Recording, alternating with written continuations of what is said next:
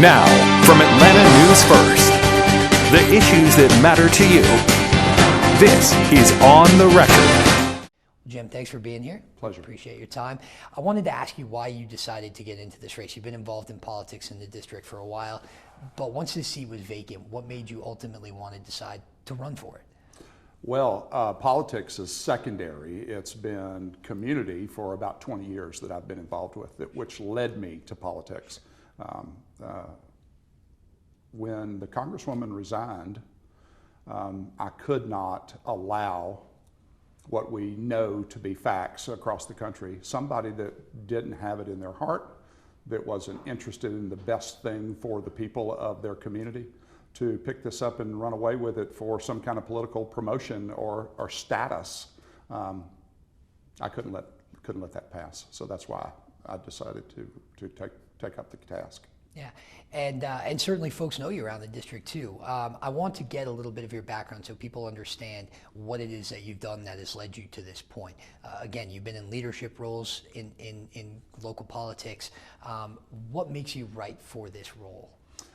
It's community involvement. I began my service in the community in 9/11 when I saw high school students joining the military before they even graduated high school. The country had not been involved in that sort of enlistment in many, many years.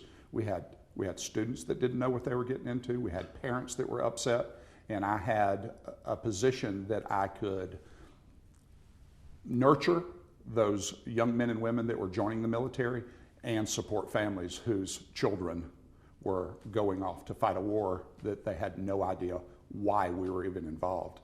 So that's where community started for me.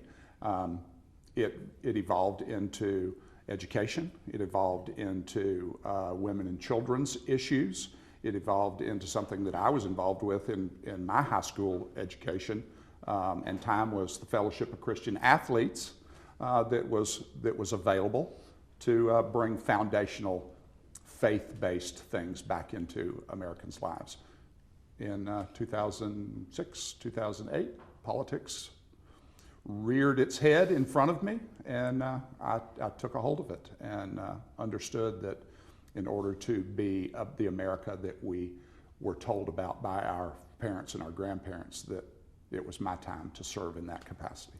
So that's where we are today. Yeah, and you know, I also want to note too that you've worked with Congresswoman Greene in the past before. What was your time like working with her and getting to see kind of? I know a lot of people; she's very well known. But what was it like to kind of be behind the scenes of that operation? It was absolutely amazing to have the most recognizable female member of Congress ask you to come join the team. Was quite the opportunity, and I was blindsided by it. I never in my wildest imagination thought that I would be called to do that. And to see this operation of people, representative, government take place was eye-opening. In what way? Because I was going to ask you, you're in this position now where you could be her predecessor. And so having worked with her in the past, what did you glean from her style and from her way of running things? Well, her responsiveness to the constituents, to the voters of the 14th District. My GOP time, I coined the phrase, the mighty 14th District, because what a unique place it is. I have been all over the country, and the people that live from Atlanta to Chattanooga on the west side of the state are unique. And so I called it, as my GOP time, I coined the phrase the mighty 14th District, and then I think we had the fighting first came after that because they liked it.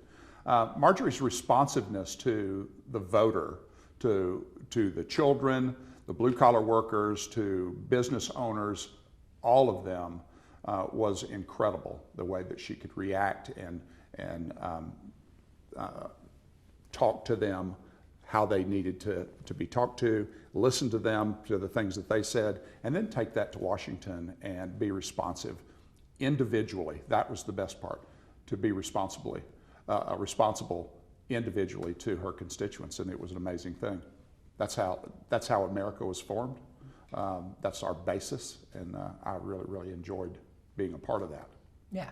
Do you think throughout your campaign you'll be able to convince people that you are the right person for the job because you have that experience? Because now we all know that Marjorie was incredibly popular in her district, and that to me indicates people did like the way that she operated. Mm-hmm. Do you want to kind of paint your campaign in the same vein as the way that she governed and the way that she operated? In some aspects, I really enjoyed, and I have always been responsive to people.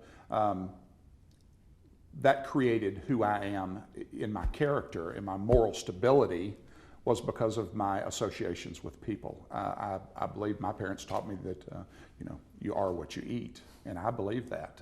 If you hang around with ne'er-do-wells, you're going to be a ne'er-do-well. And I was saved by my community. They taught me things, they paid attention to me, and they made sure that I stayed on the right track.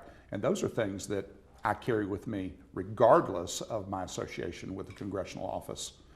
They're in me, they're inert, and not inert, they're part of who I am, part of the community, and those are the things that I'm going to move forward with. Yeah. That's what makes me the... And before we get into policy too, I promise I'll lay off the Marjorie questions in a sec, but before we get into policy, have you spoken to her at all since you launched your candidacy? And maybe are you hoping for her endorsement if she makes one? No, this is about Jim's involvement with the people of the 14th District, and this seat in the United States House of Representatives is just that. It's a representative for the people of the 14th District. Not only the 14th, but those in Georgia too. Georgia's the linchpin to the nation, and so I'm running to support them, to represent them, their individual needs, individually and as a whole in the district. Yeah, and I guess going back to what I asked earlier about kind of operating in the same style as she did, I think people in the district certainly viewed her as a fighter on their behalf. People outside the district may have had a very different view of how she conducted herself, but when I say, do you want to do things in the same vein? Do you want to be that firebrand style politician who certainly to the constituents, it looks like you are fighting for them? Well, there's many different ways to fight. And to be a firebrand, I think has run its course. I think that we have to revert back to foundational representation. We do this for a reason. The founding documents say one nation under God. I believe we have gotten so far away from that we don't even know who we are. We don't talk about families and children like we should. The collective of community. It takes a village. Those things are so important. And we have got away from that foundational aspect of who we are as Georgians and Americans that we just want to go slash and put pop knots on people's heads. I mean, this firebrand style governance, it has got to stop. We have to rebuild a team. We have to put conservative Americans back in the forefront. People have to be engaged in their government, because that's all we really have left at the end of the day. Our faith, that's heavenly, that's eternal. How we operate as a nation is how we govern ourselves. And that requires everybody to be a participant in that. Yeah. All right. Policy now. You mentioned really bringing faith back into the community. In what ways would you look to do that? I know you mentioned work you've done in schools before. Obviously, you're constantly out in the community. But how do you bring faith back into the 14th District, as it sounds like that's something that's important to you? I tell you how I've been blessed, because I have faith. And I remind people that God loves us sufficiently. In our society, we think that excess is being blessed, and excess is horrible. God has given us enough sense, enough effort, and enough desire to be successful. I don't know how we measure success in today's society. Mine is, I'm happy, I'm fed, I have a roof, my wife is wonderful, she's happy, she's fed, my children are successful, and my grandchildren are successful. I'm a happy American. Yeah. I think there are people out there, perhaps in the district, certainly we know in the state of Georgia, who don't have some of the things that you mentioned. It is hard to feed the family. There are folks who want to have a family but just can't right now because it's too expensive, or maybe even the same thing for a home or healthcare. And so these kitchen table issues, certainly that rotate around the affordability of life in general, I think are what is on people's minds more than maybe anything else. And so when we talk about making life easier for people so they can be successful in those ways, how do we do that? How do we make housing cheaper? How do we make people's money go farther? How do we make everything a little easier for the people of the 14th? Well, that's tricky. How do we make things affordable for people? That goes back to that involvement of each and every one of us. So we're watching home prices go through the roof. And that's not a federal issue. That's a local issue. That's in your city, that's in your county. And we're watching property tax go through the roof. We're watching home building, rental subdivisions going up left and right. They are not allowing people to realize the dream of home ownership. We're watching homes being sold for twice the amount of money that they're worth, which makes my house worth twice the amount. My property tax goes up, and I haven't gleaned any gain from that until I sell my home. And then I'm hit with this huge tax burden then too. So this is created by us not being involved. We've allowed city governments and county governments to run rampant and run our taxes up, creating this affordability and housing crisis that makes houses too expensive. 50-year mortgages, I mean, Lord, oh, Lord, that's just, we're worried about it costs this much, but there's never an end game. My house is almost paid for. We've been there for 33 years. Yeah. Almost paid for. That's the American dream. Yeah, and I agree. I think that there are policies that have gone into place that with the intention of helping that may not help. You mentioned the 50-year mortgages, right? And we saw just yesterday the president came out and said he was going to try to put the hammer down on these rental properties that are coming in, buying up stock. We know that's a problem here in Atlanta for sure. You know, is it a matter of cutting red tape, in your opinion? That seems to be what I'm hearing, in order to build new houses and in order to make sure people can actually have access to the ones that exist. Well, we've entered into this era where the local government, it operates uncontrolled. People are reactionary instead of being proactive in their local governments. And we're the ones that's created this by not being engaged. That's what's got to change. You either have to love your country, love your community, and be involved, or suffer the consequences of whatever you're served. And that's what we're seeing. We're watching America, we're watching Georgia be eroded by inactivity. And the activity that we see is hateful, destructive, malicious. And at some areas, I think that that's the desire of government, to put us in a position where we have nothing left. We have no hope. And I think that these rental subdivisions, these big corporations that fly in, build all these homes, there's no schools, there's no infrastructure, they build all these homes, and then they fly out back to their properties in Colorado or wherever it is they come from, and just giggle and count their nickels. Yeah. And we're left holding the bag. Is there a culture shift that needs to happen when it comes to, you mentioned local politics, obviously, you know, you're running for a federal job, but what would be the impact that you could have on some of these local bodies of government that may be able to change things like property taxes or millages? Oh, Lord. Well, you know, there's a hard line between federal ability and state ability. That's part of what makes America great. The federal government has its realm that it operates in, and the autonomous operation of the state. That's what makes America great. I mean, we see that Georgia operates under its own constitution. Wisdom, justice, moderation, and I hope there's courage in there that sets us apart.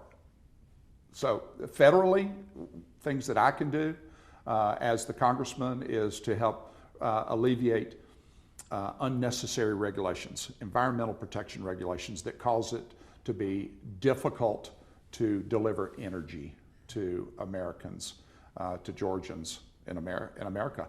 We have made such great progress in clean fuel, clean energy, that we shouldn't even be worried about that. We should know that nuclear is safe. Nuclear provides the amount of energy that we need as Georgians and Americans.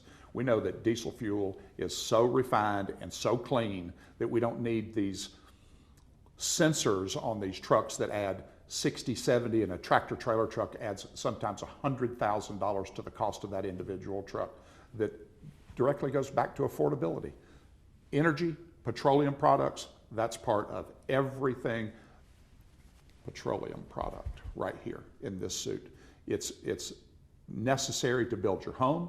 It's necessary to provide transportation. It's necessary for the plates and silverware that we eat, and it needs to be readily available. America has the capabilities. We should get out of the way. Government should get out of the way and let top-notch American companies do what they do best, and that's provide goods and services to the American people. Yeah, you have some of those companies right in the 14th district. Yes. We talk about Q-Cells, all of the development that's going on in Dalton.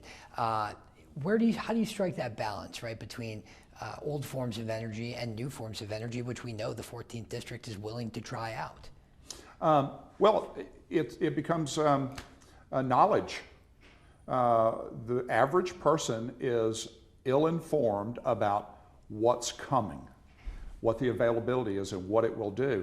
All they hear is this headline that in this society that we live in that is instantaneous. They hear all of the bad stuff. No offense, Doug. The media loves to be controversial.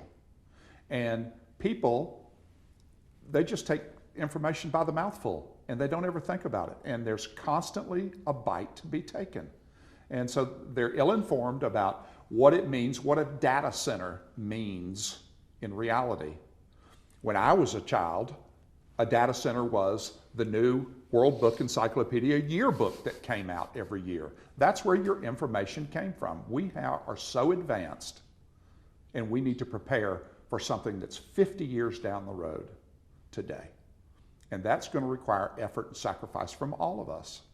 If we talk about that we care about our families and our children and generations to come, and I know my parents did it, and I know yours did too, I want your life to be better. That's why I work so hard. That's why I sacrifice all of those things that we've heard all our lives. Well, it's still true. Some things never change. And for us to move, for our descendants to have this much better in a sufficient amount, to have it, there's that God thing again, sufficient, just enough. Down the road, we're going to have to sacrifice as Americans right now. And if that's a data center that's going to improve the electrical infrastructure and the water treatment infrastructure, and we have to emphasize that we're going to insist that that be done. And we have to be able to communicate that to the average Georgian, that it's not detrimental when all these folks are screaming, data center, data center, data center. It's really necessary. It's like the cell phone. Here it is. 15 years ago, we were scared to death of it. And oh, by the way, running a congressional campaign, I'm glad we don't get charged by the minute anymore, because money's hard enough to come by, much less a $300 cell bill every day. Right. These things are in the future and they're coming. We need to prepare one another of what that looks like, what the real benefits are. There's always a drawback to everything that we do, but what are the benefits? Those are the things we're not focusing on. Yeah, and I think a lot of folks would put data centers in the economic development category. You know, I would love to know, as we're talking about the future, I would love to know what your vision for economic development in the 14th district is. Is it clean energy projects? Is it stoking small business? Is it bringing in big business like we saw? I would count Q-Cells in that category, places like Hyundai. What's your vision for economic development if you were to be elected? It's all of the above. It's Main Street. Main Street is the heartbeat of small town America. And we've kind of gotten away from that. And I'm not saying that Walmart is not the heartbeat of a community. It absolutely is. And I think that business should come in. I think that business should pay their fair share. I want to ask, what do you think the difference, not really, this is just hypothetical. What's the difference between an Amazon distribution center and that footprint and a data center or an electrical grid transfer station. We don't even know about the size of our water treatment facilities because they're hidden back over there. You don't even know that they're there, but they're there, and they're huge industrial complexes that make sure when you turn the water on, it doesn't have fuzzy things in it. You know, these things are necessary. They're coming. We should make the best of them and understand them. Main Street, big business, in industry, all pays back into our tax base. And the problem that we have now is we're just building homes after homes after homes and developing and developing and developing. We're not paying into the tax digest. We're relying on the citizen to do that. And that's wrong. We have an issue with job creation. We're not creating jobs. We're building houses that people can't afford because they don't have a job. There's just this circular firing squad, if you will, that we're not prepared for the future. We're building homes, we're not building schools. We're not improving water sewer in those areas.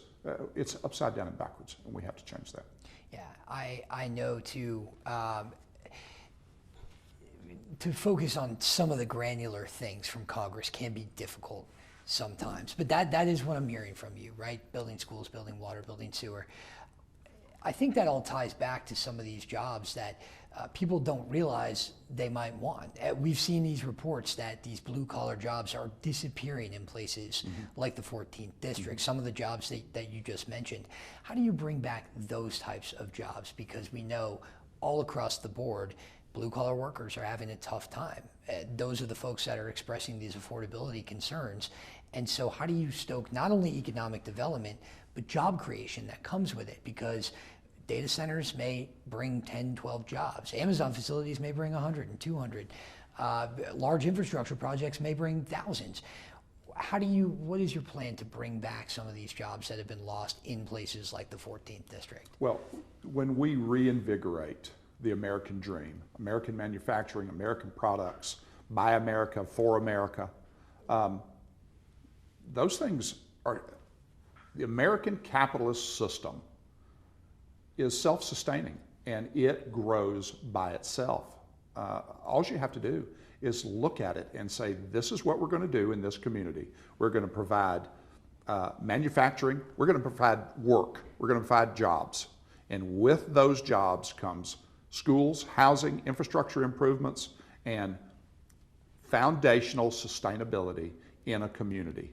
Rental homes provide transitory migration where folks don't put down roots. That's what we've created in America. I'm only going to live here a year and then I'm going to move somewhere else. What's wrong with here? Why aren't we investing in communities? Why aren't we investing in education to succeed, to improve our education system? It seems to me that that the government is investing in status quo.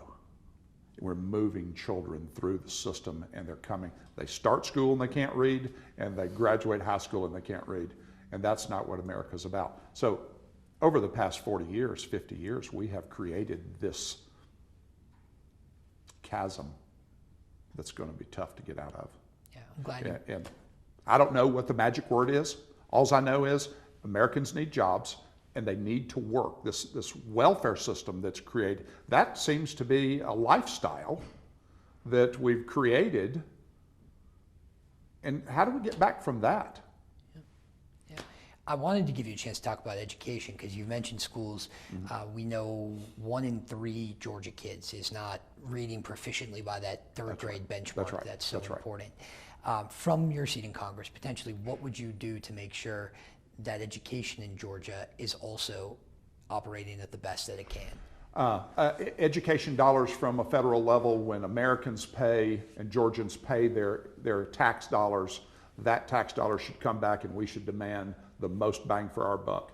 And if we're putting education dollars back into Georgia schools, and we have children 1st, 2nd, and 3rd grade that can't read on a 3rd grade level when they leave, then we need to fix what's going on in that primary school area.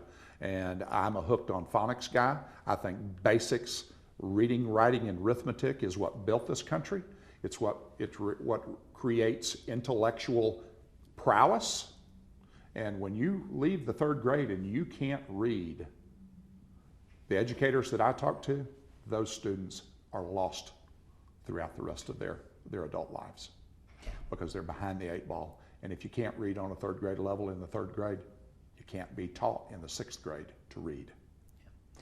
It's bad. So I want American tax dollars to support the American dream, which is education first. It's our children first, because I'm not going to be here forever, but my child's going to be here longer than me, hopefully.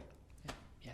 I wanted to ask you about healthcare as well, because when we looked at the tense nature of the way that Congresswoman Greene and President Trump's relationship kind of ended, it really, a lot of it had to do with healthcare. Not all of it, but a lot of it had to do with healthcare. She was actually a supporter of renewing those Affordable Care Act subsidies, which I think surprised a lot of people, but it also showed that people really do need help affording their healthcare in the 14th District, at least to me. Mm-hmm. How do we make healthcare more affordable for people? And were you surprised by the Congresswoman's stance that there may need to be some government involvement in helping people get what they need there? Well, the government has broken healthcare, and now government's going to have to rescue healthcare. There's that circle again. 2010, I had my own healthcare. My wife and my youngest daughter, still in college, was $360 a month. And we chose our provider, and we chose our doctor, we chose our coverage. And then the Affordable Health Care Act came in, and within a short couple of years, our health insurance went to $1,800 a month. We had to choose the doctor that was on plan bronze, silver, or gold, whatever that was. My daughter was kicked off, so we spent the next 12 years with no health insurance. Government got involved. I think that this is an industrial complex issue where tax dollars, American tax dollars, were funneled to big insurance. Insurance companies made a fortune. American healthcare took a nosedive. They want you on medicine. They want you to see doctor after doctor after doctor after doctor. Nobody makes you better. And the federal government broke it. Leave it alone. I make the best decisions for my health care. That's my story. Yeah. I wanted to ask you too about another issue I know is very close to the Congresswoman's heart, which was immigration. The governor has gotten in the habit now of just saying that every state is a border state, including Georgia. We've seen the impacts over the last couple of years. That is something that I think is better suited to be handled by someone at the federal level than maybe at the local level. How would you go about it? Because if you share the governor's sentiment that the 14th District, Georgia, is, in his words, a border state, what would you do to make sure that people are getting what they need there out of the federal government? Well, for many years, America was the gold standard for immigration. Everybody around the world wanted to come to America for its opportunity to be a free, self-supporting individual, raise your family, worship God, make a living, and live this dream that America was created to have. And there were ways to do it. There's still ways to do it. We have some wonderful immigration laws in this country, and they need to be followed. I agree that every state is a border state because they are coming in. Illegal people are coming in from all four corners of Georgia and the nation. And we don't know why they're coming. If they came through a port of entry, we would know why they were coming. We would know who they are. We would know if they're here for long-term or short-term. I can't go into another country and just walk over a border. I think we've seen people arrested and put in prison for many, many years for doing that in other countries around the world. So if you want to come to America, you need to come for the right reason. My ancestors came to America and they assimilated into the American way of life. If you want to come to America, come on. We love you. We need you. But you have to assimilate to American ways of life. And you have to do it legally. That's it. Yeah. I wanted to ask you too, if you were surprised by the way that the Congresswoman and the president's relationship kind of ended, and maybe even took a turn in the last few months of her tenure there, because you were close to her. I'm sure you discussed relations with the White House and how important they were. Were you surprised not only at the way things kind of fell out between them, but also over the things that it did, which I think was the Affordable Care Act subsidies and the Epstein files? I'm just like everybody else. I'm absolutely surprised. Healthcare subsidies, we talked about that a little bit. That was just more money from the government to continue a failing system. And we created it, we've got to fix it. Republicans didn't create it, Democrats created it, and now we have to fix it. And it's going to be hard to fix because now we have the American public in the balance. Epstein files, Lord, I'm just like every other American. If there's a woman abused, I want to know who did it. That's the Epstein files in a nutshell. I mean, in Georgia we have sexual predators watch list. I mean, you can look it on the internet and see if somebody's been convicted of a sex crime. You can see them in your neighborhood. I think that's important. We need to know where the dregs of society are. As a civilized society, we take law and order and the rule of law to heart here. Yeah. Do you think to win the 14th district, it is necessary to have the Congresswoman's endorsement or the president's endorsement? No. Of course, the president is amazing on a day-to-day basis. His turn for America, looking back on, turning back towards domestic policy, how he can pivot, and just this past couple of weeks has been amazing. Folks are talking about Venezuela, what did he do there? And I have to tell you that if my next door neighbor was selling drugs and doing illegal things, I'd call the sheriff, right? And I'd have the sheriff come get him. Well, Donald Trump is the sheriff of America. And he sent the police down there to get rid of this narco trafficker that was putting his people, his countrymen in peril, and in turn, the people of the United States. Donald Trump is an amazing man. He is sent to America. He is one in a million. I mean, and we need to, don't always like the words, but love the action. So I support the president, and I hope at some point the president supports me if I'm the guy, right? Yeah. And there are a lot of guys, right? There is. A lot of people running. I cannot imagine that it was a surprise to you to see that it was a bit of a free-for-all once that seat opened up. Well, it was shocking, to be honest with you. And I was still the district GOP chairman. And one of my last comments as the district chairman was to be careful. Don't expose your solid red seat from these other elected people that have seen fit to decide to run. Because we're looking at a segment of the population that can't stand free America, they can't stand conservatives, they can't stand God. I mentioned to you that off camera. That will come and attack these seats. Now, people say Georgia's red, and especially the 14th district is red, but they're coming for it. And if you expose your flank, they're going to attack you on the flank.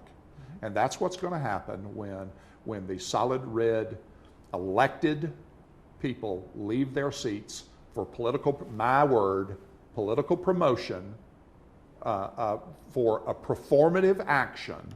They're exposing Georgia. And that's wrong in this time in our history. That's wrong to expose Georgia. We need to protect Georgia. We need to protect this nation, because if we lose the 14th district, if we lose any of those House or Senate seats, we lose the midterm, we lose the presidency, and we lose the nation, because they're coming for us. I think that you're right on track, right? We've seen already in Georgia a big kind of a wave. I don't want to call it a wave because it's not, right? We only had a couple elections in the last couple of months, but the PSC election, we saw there was a Democrat elected in a very red, traditionally red Athens district to the state house. Do you think that could happen in a district like the 14th come the midterms? If we don't get back to our foundational way of thought, Doug, absolutely.